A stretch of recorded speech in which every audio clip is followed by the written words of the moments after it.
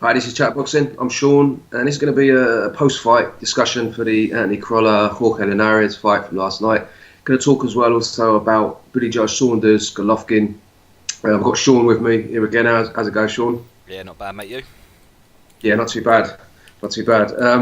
The fight last night go pretty much as you expected. Yeah, for the large part. I mean, from what we saw from the last fight, I mean, Linares was naturally the better fighter. Technically, he's more gifted. He's got better movement, sharper hands. He counter punches well. Has a fantastic two-punch combination. I just love the way he seems to pull it off. Yeah. In the fights, I think he's fantastic. He showed that in the first fight, and I think he replicated that extremely well in this fight. So that's my Yeah, initial thought.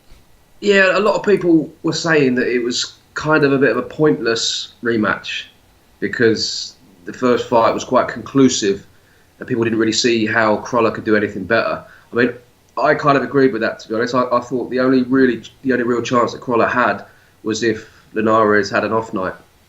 Yeah, I couldn't agree more with that. I mean, I think maybe Linares just saw it as obviously just like an easy financial gain, easy Mm. fight. Something to obviously keep him relevant. Collar's still a big name, isn't he, relatively, in the world scene. He's proved his point, he's got his 2-0, and now he'll possibly look to unify with the other big names in the division. It's the only thing that's obviously where Linares is going to go from here, isn't it?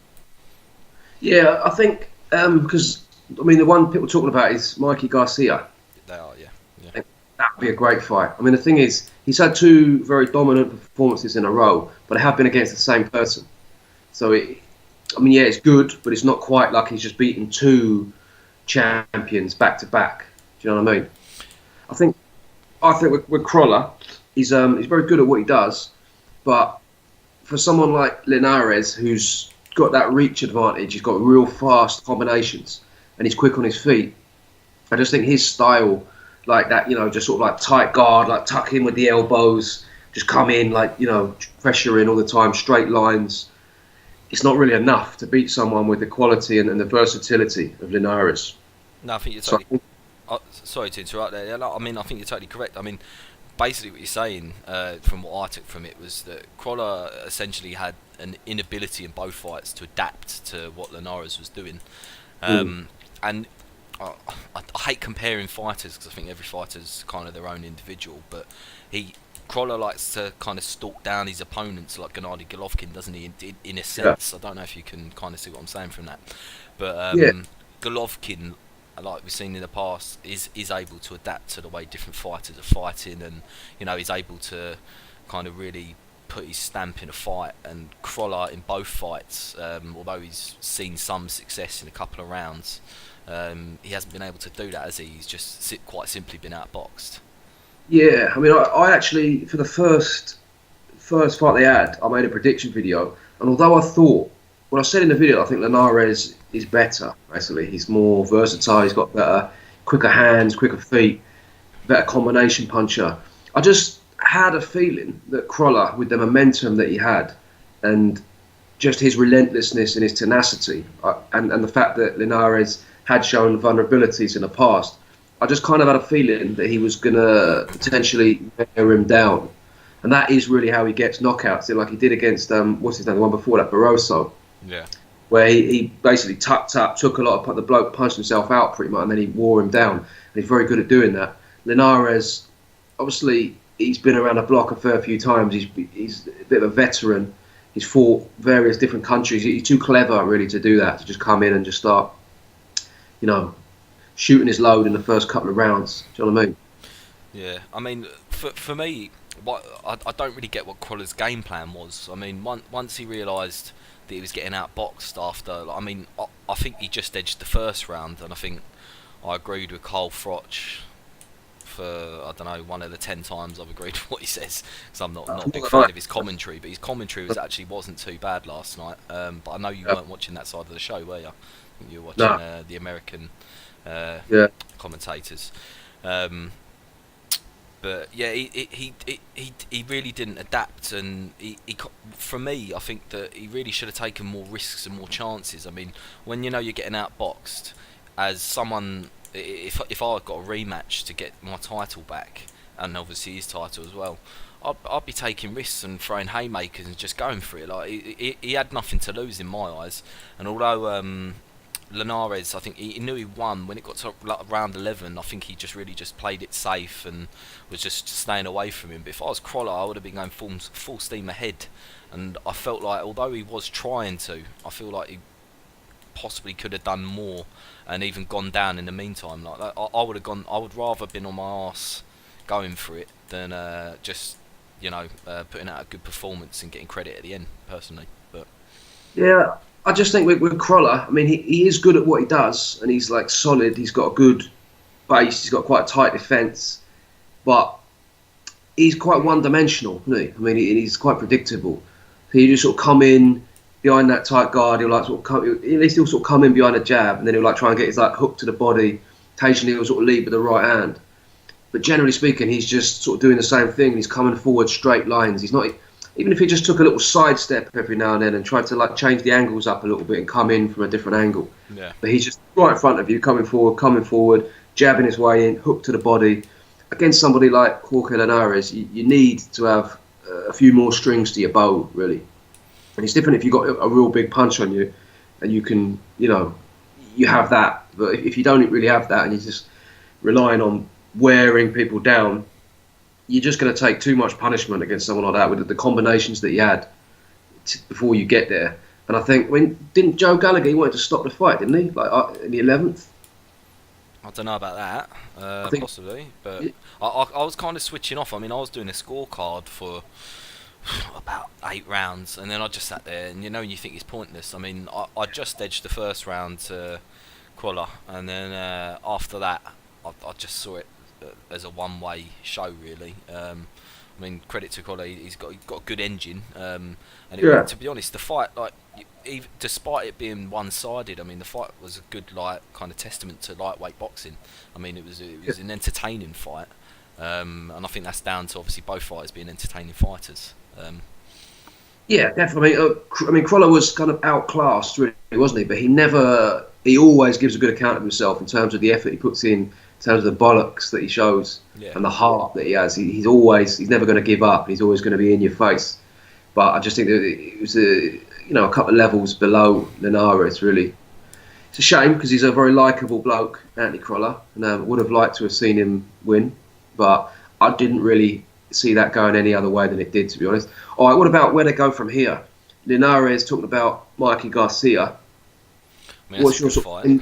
That's a very good fight. What's your first impression on that? See, after this fight, I really don't know. I mean, I'm a big fan of Linares after this fight because he was very much on my radar after the first fight because I thought he was very good, and I've taken more interest and watched more of his past fights after that. And after watching this fight, I mean, he's just got even better, and he's 31, so you imagine. You could argue he's like possibly gone past his prime, but he's not. He's improving. I mean, you're kind of at a good age between 26 and 32. Really, it's kind of like prime time age, isn't it, for a boxer? But he really, really is getting better and better, and you could see that in this fight because even though he was better, Crolla was also better in this fight, and I could see what kind of changes him and his team were trying to implement. Movement-wise, it was just kind of different to the last fight. I mean, his movements by no means anywhere near as good as Linares', but you could see how they tried to change it, and like you said, he was just outclassed and just simply it just wasn't enough, really. Yeah, that's one thing I would say because Linares, he's looked very good, but he's fought the same opponent twice, and an opponent who, as much as I like Crolla, kind of tailor-made for him in a way. Not tailor-made for him to win the fight easily, but tailor-made for him to really look good and really showcase what he can do. So I definitely think that. And then when you consider that, that's in like Anthony Crolla's like backyard as well. He's done that twice. Yeah, one thing I wanted to mention, but yeah. So you've got some. I mean, real hats off to him on the performance. but his stock has definitely risen. It'd be interesting to see him now against a different style and see if he can really carry on with the momentum that he's got, because he's fought all over the world. I mean, he's been in England how many times? I remember he fought Kevin Mitchell in England. I think that was the first time. Was it the third time now he's fought in England? He's fought in Japan. He's fought in Mexico. I think he might have fought in Argentina, other places in the United States. I mean, he's fought all around the world, and he's fought some top people. Yeah. So he's, like you say, he's getting older, but he's also getting a lot more experienced. And he's going to be... I mean, you have to say, like, Mikey Garcia, for me, looks like he has the potential to be one of the best in the world, like one of the best fighters in the world. Like, off the top of my head, I would say he's in the top 3 American fighters right now, along with Terence Crawford and Andre Ward. I'm not saying he's on that level yet, but I can't think of anyone else in America off the top of my head who I would say was better than him in terms of potential. But Jorge Linares has, at the moment, proven that he is the number 1 lightweight in the world, in my opinion. So he's the man to beat. Yeah, I mean, I mean, it'd be interesting to see where he goes from here. That at the moment looks like the most likely fight, doesn't it? To happen next, especially financially, and that's what the sport's all about. It's about business, isn't it? So that'd be a great fight. I'd be really buzzing to see that one. For Crolla, I mean, where do you see Crolla going from now? I mean, what sort of potential opponents do you see for him? Well, the obvious one for him, I think, would be Terry Flanagan. If he could get that, I mean, that would be ideal, wouldn't it? But off the back of 2 losses, though, do you think he really? Well, maybe not straight away. Maybe like fight someone, get like a tune-up first, and then fight Terry Flanagan. Because obviously, as well, like from promoting the fight, they probably want it a bit more momentum. Yeah. And he could beat someone. But I'm saying in terms of the next big fight, I'd be surprised if they put him in next with someone that we'd really heard of or was particularly notable. Yeah. But I would think, or possibly Luke Campbell. Maybe a bit early for Luke Campbell. So I don't know about if they. I don't know. With Luke Campbell, I mean, he got put in too early against. Was it Mendy? Do you remember seeing that Mendy fella? He was massive. Like that Mendy guy was just. He was just too big for him, and I don't think they're too keen to rush Luke Campbell in the sense of stepping him up that quickly and like fucking up his career, really, because Luke Campbell can make a lot of money as long as he's putting the right fight at the right time, I think. So not sure if that fight will happen. And also, from Matchroom's point of view, it's kind of sacrificing one of them, isn't it? Because you don't want Luke Campbell to take a loss, another loss, and you certainly don't want Anthony Crolla to take another loss if you're like Eddie Hearn. So yeah, good point. They probably would have keep those two away from each other for now. Yeah. I mean, there are quite a few lightweights, aren't there, around the world? I think the big one would be get a tune-up in and then fight Terry Flanagan. For whatever reason, that seemed to be difficult to make, that fight, because you would have thought that would have been the obvious one, before, really. But because they had the Linares fight on the table. But yeah. What about you? Anyone else you can think of for them? Obvious kind of opponent? Obvious opponent, yeah, like you said, is Flanagan. As I said, can't see it happening right now. Tune-up fight, I have no idea who's going to fight. He's got to win, hasn't he? He's got to win 1, maybe 2 fights. I really don't know. Especially if it comes down to negotiations and whatever. Flanagan might be a bit of an arsehole. I'm not saying he would be, but I think maybe Crolla would need 2 wins on his record just to go in and actually have a bit of substance when they go and sit in the room. But yeah, no, obviously Flanagan, I think, in terms of money, is the best option for Crolla next. And for Flanagan, could very well be the same thing. But a big name for Flanagan. Flanagan, he's unbeaten, isn't he? He's like world champion, but he's not particularly well known. He's not. He's a bit kind of, doesn't have much exposure, fighting in front of small crowds, fighting against people that, we don't really know that much about.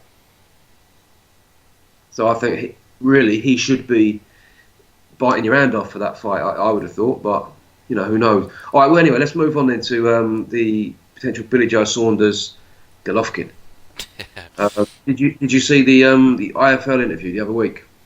I've seen a few. Which one? Well, he was saying that he's up for making a fight, but he needs it to be signed soon. He doesn't want to mess about. He says he's taking too much time. Yeah. So he's basically saying he's ready to sign it now. He's willing to go to Kazakhstan. He's happy with the money that they talked about, and his end, there's no problem. So it's just a case of getting it done and dusted. And surely you've got to think. I mean, that's what Golovkin's team want, isn't it? In Kazakhstan, Billy Joe Saunders. There's no way you could possibly imagine them turning that down. Nah, I mean, as Golovkin come out after Jacobs' fight and said that Billy Joe's his dream fight because he wants to unify the division, doesn't he? So, Yeah. yeah, I mean, didn't Billy Joe say that he's given him something like a week? Was it 1 week, or he's going to look elsewhere? Or was it 3 weeks? I can't remember what he Yes, said. I thought he said a week. it might have been a week. Yeah, but to be fair, he comes out with these sort of. He's always putting out these sort of deadline dates, and they don't always like come to fruition, do they? No. Remember, he's quite often saying there's going to be an announcement on this date, and nothing happens. And I don't know. I don't think he'll literally say, right now we're going to like sort of close the book on this, and I'm going to go and fight against someone else, unless it's like Canelo or something. But he's obviously tied up with Julio Cesar Chavez, so I reckon it'll get done. I reckon they're already in talks.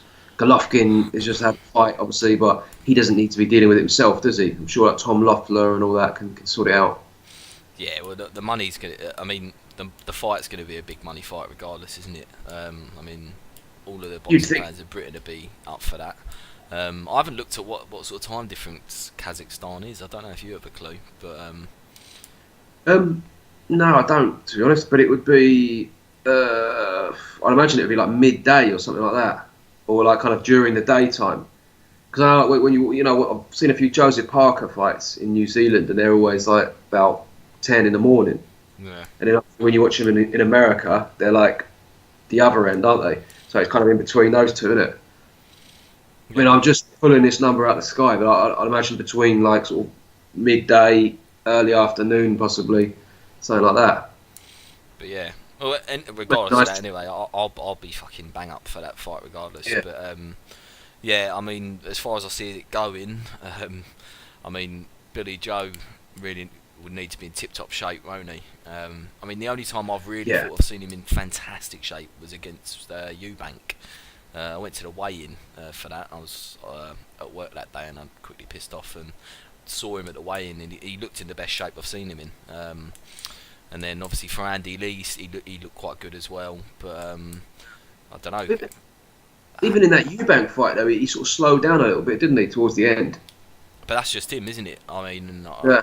I can imagine, he likes a beer, and he possibly likes a few fags when he's having a couple of beers. You never know in the background. So, I don't know, it might just be a factor of like his lifestyle, and yeah. But you'd think if he's fighting Golovkin, 12 rounds, you know what I mean? He can't afford to be like sort of around 10, 11, 12, like, you know, he's going to need to be moving constantly and very clever movement for 12 rounds.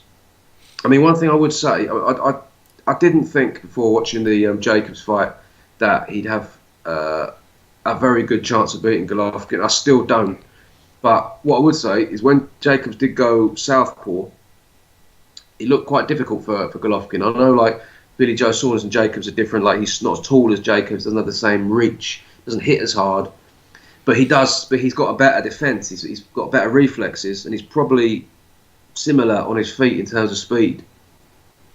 So maybe that was just the case that he was switching, and that kind of threw Golovkin off a little bit. But it did make me think that from that stance, Billy Joe Saunders, it could be slightly easier for him to kind of manoeuvre his way around him a bit than if he was a orthodox stance. What do you reckon? Well, I personally think the first, let's say, third of the fight, I think could be very, very good, very interesting. That's when Saunders is at his best. He's very sharp, isn't he?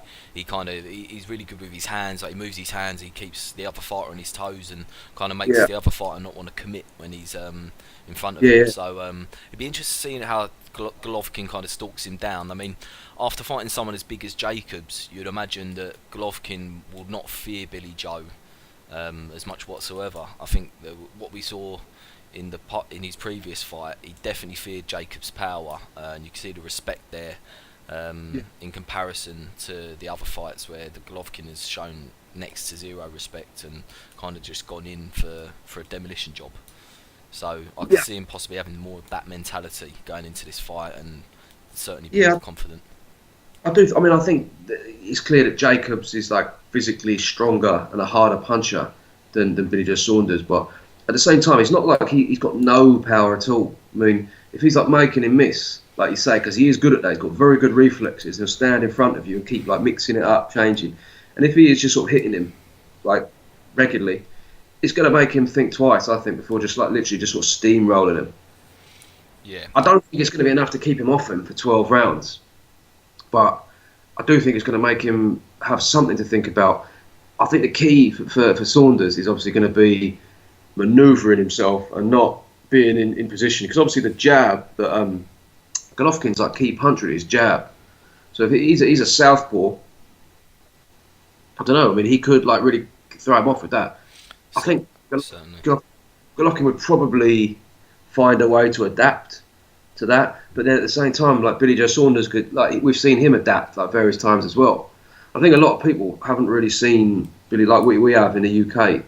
Billy Joe Saunders has kind of, for the last sort of couple of years, he's just really been a disappointment, hasn't he? He hasn't really done much, and he hasn't really fulfilled his potential.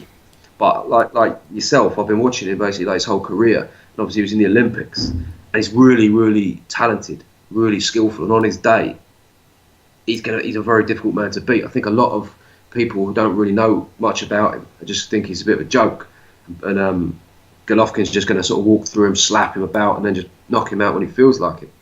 Or Billy Joe Saunders is going to go in there and lie down, because obviously there's that infamous comment that people always go on about. You know, like what he said to Chris Eubank. Do you remember that? I don't know what you're referring to at the moment, but I probably will. He said to me, he goes, Golovkin, because Eubank was saying he could beat everyone, he could beat Golovkin easy, and this, that, and the other. And Billy Joe Saunders said Golovkin could beat you and me in the same night. Yeah. He meant that at the time, though. At the time, he definitely meant it. He kind of did. He's basically said, I mean, in this interview the other day, he said that he wanted himself to sort of physically grow a little bit, and he wanted Golovkin to kind of slide a little bit. He's saying now he's like, what? Golovkin's what, like 32 or something? Or 33? Older than that, I think he's 34. 34, that's it, like nearly 35. Yeah. Same as myself.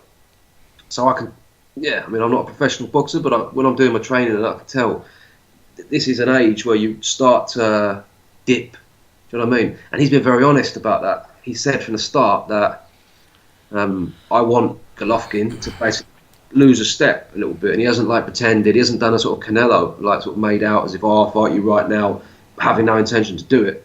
He's blatantly said that from the start. So I do think people are going to get a shock in terms of his will to win in there, and the fact that he's going to turn up there thinking he can win. I don't see him going in there just to lie down. No, I think you're totally right. Like after watching the previous two fights, Kell Brook included, I think he's going to take a bit of confidence off of that, especially seeing, like you said, he's at where he's currently is where he wants to be in terms age-wise and kind of development-wise against Golovkin. I think he's going to go into it with high spirits, and look, I'm not going to rule out the upset. But on the opposite side, we haven't spoken about Golovkin, and I mean, I just think that Golovkin's going to be too much for him. I think at some point Billy Joe's going to get clipped, and I can see him going down any time between 8 and 10 really. I can see Golovkin just being too much for him, and although he puts an admirable performance out, I can just see him just getting put on his arse once, getting up, and then I can see the fight getting stopped after that. I think it's quite a reasonable prediction. Yeah. I wouldn't be totally surprised if Billy Joe Saunders went 12 rounds, because he is very tough and he is very difficult to hit. But I think most likely it will be. I think Golovkin will probably stop him, probably late on in the fight. But I certainly wouldn't rule out Saunders going 12 rounds, just because of all the elements, you put them all together. The fact that Golovkin slightly on the slide. I do think people are going over the top with this a little bit. I mean, he just fought against someone who's a massive middleweight, very skillful, a lot of physical attributes in his favour, who's a knockout artist himself, who's forced onto the back foot for most of the fight. Before that, he fought Kell Brook, who's a very good fighter, and basically, like, as good as Kell Brook did in that, he did still get stopped after 5 rounds. Do you know what I mean? Yeah. it's not really like we've seen Golovkin just turn into a bum overnight.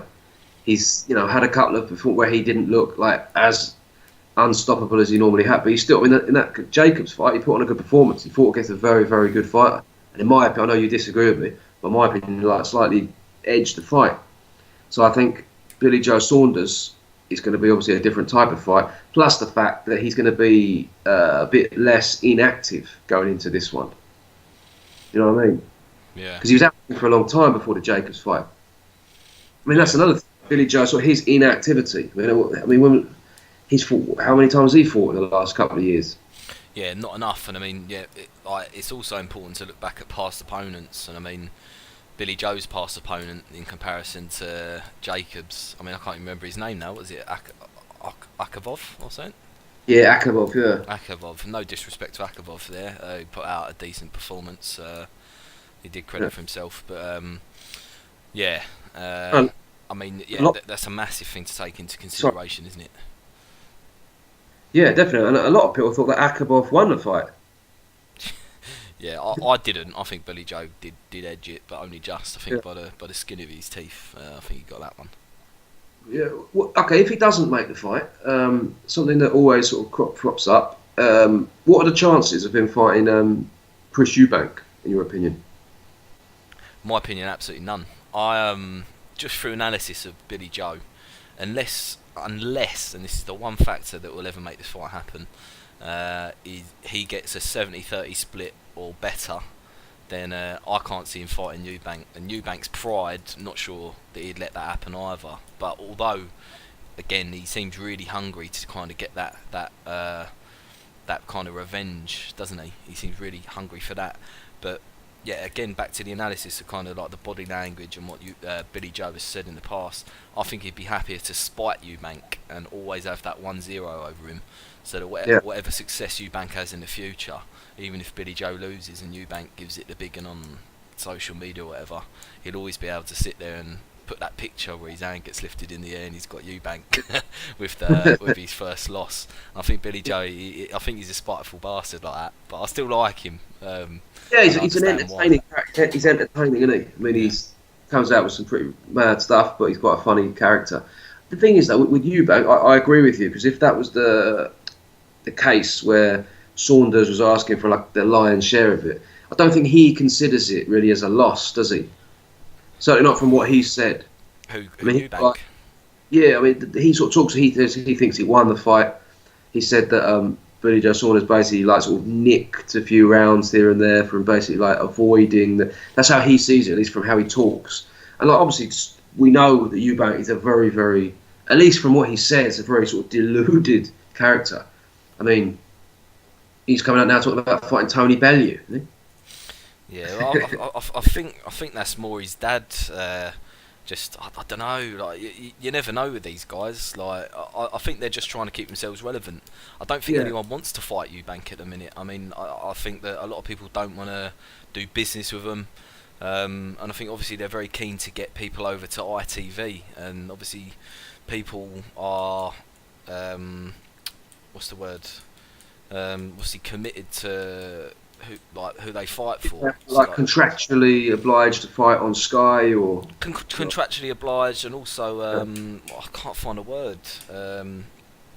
Just feel obliged to stick with their promoters, like aka Match. Loyalty. Yeah. Well, if you look at it, because obviously he's fighting in two divisions, Eubank, isn't he? So you've got, in terms of middleweight, Billy Joe Saunders, like we just talked about that. Who else really is there, like big names middleweight in the UK? But just talking about like if he's going to have a domestic fight for now.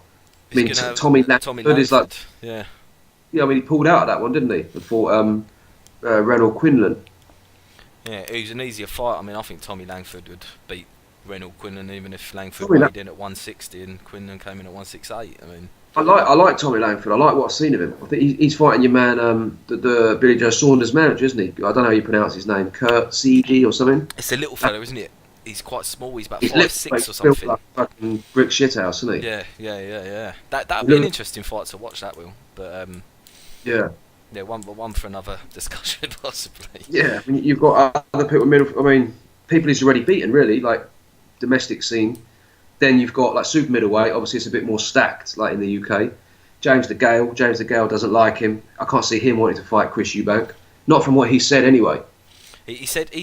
I saw an interview today. Actually, I was just brushing through, and he did say a couple of weeks ago that he'd fight Eubank possibly in a couple of fights' time, but Eubank's got to get a couple of names on his record, and I think rightfully so. James De Gale's got no obligation or no inclination to fight Eubank. Why should he? I'd like to see it though, personally, as a fan. George Groves, that would be a good fight. I think there's kind of similarities between the two, aren't there? Really, I mean, not massively, but because they've both got like the fan base. George Groves got quite a lot of fans.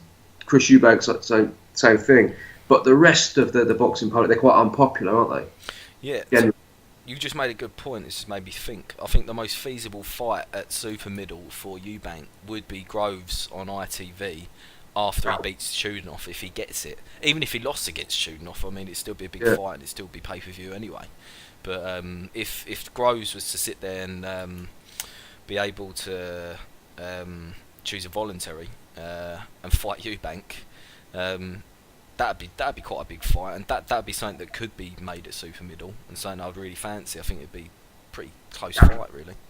Well, George Groves, he's very much his own man, isn't he? Yeah. He's one of the few people. He's a bit like Amir Khan in that sense. He's never really been up for sort of working, particularly with Eddie Hearn. He's always kind of like stepped away from it slightly. Same with Frank Warren.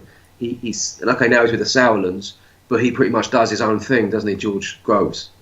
So I could see him potentially being someone. I'll go do that on ITV. Next fight, I'll be on Sky. After that, wherever. Yeah. I think that's a very entertaining fight. I think George Groves would win. I haven't really seen anything from Eubank to suggest that he could beat George Groves. But I think it'd be an entertaining fight.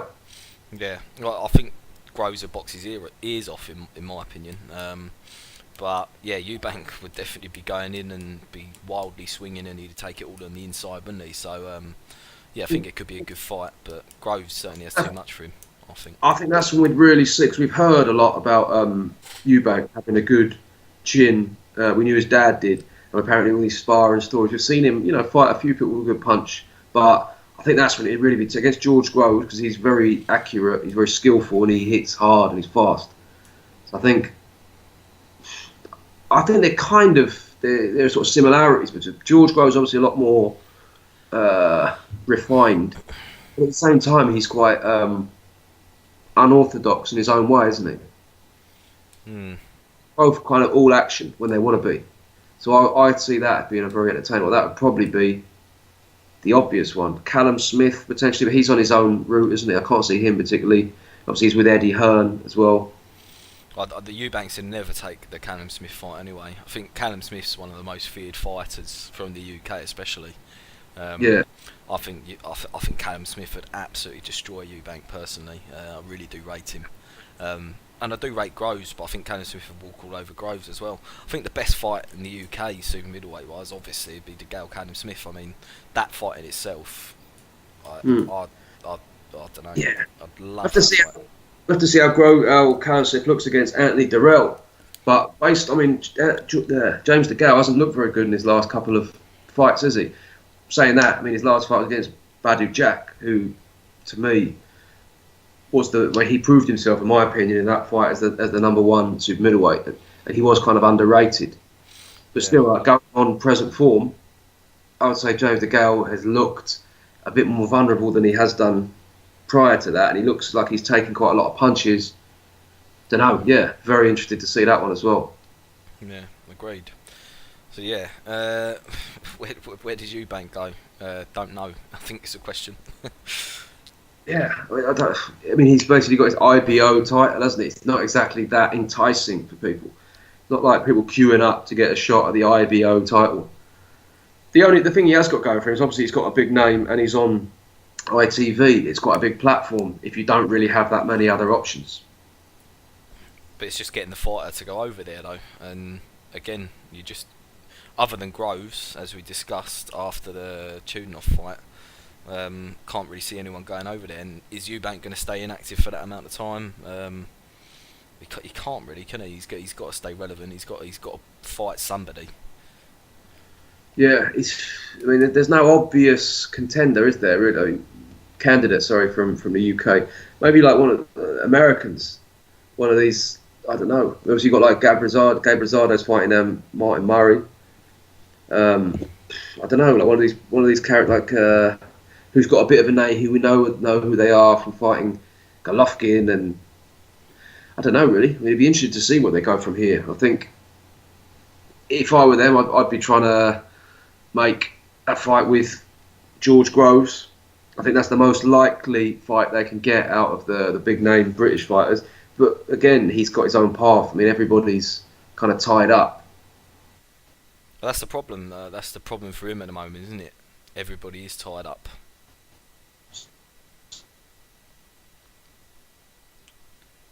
I think your internet's going at the minute, Sean. So I can't hear a word you're saying.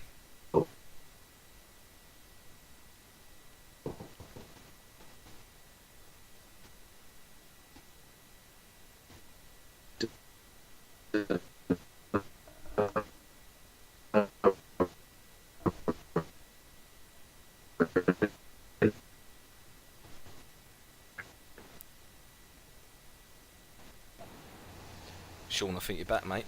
Hello? You got blinded. You had a blinding face for your viewers there. You look like a right gump. That's gonna be a brilliant 30 seconds of the video for anyone watching. Yeah, trust me, wait till you see it. So yeah, missed everything you said there. I think the last one that was said. I think the last thing that was said was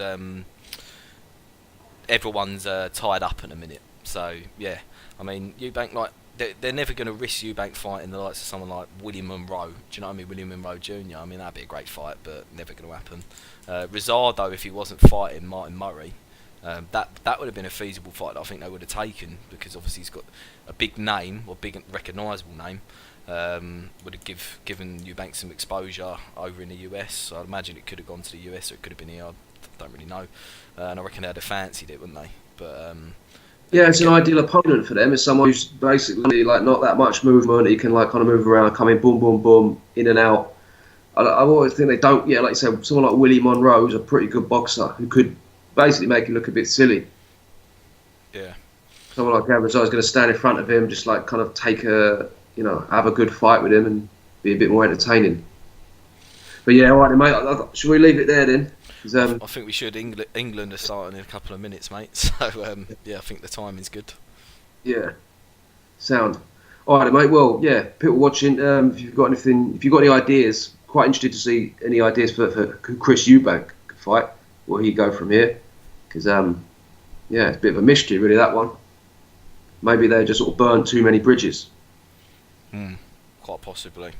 Or maybe they've got like some master plan that we can't really see. Yeah, maybe Senior has his monocle on. He's been thinking a bit. You never know. Yeah, and he's studying, plotting, boxing, domination.